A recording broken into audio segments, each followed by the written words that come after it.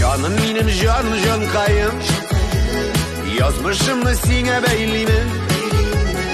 Ey Xudayım ming rahmetin, birgen için olu bəxtin. Yaratan min seni üzülüp, okşeşkelerini biremizi.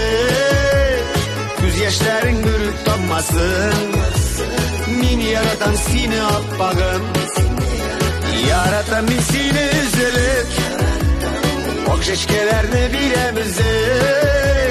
Göz yaşların görüp donmasın, min yaratan seni appağım.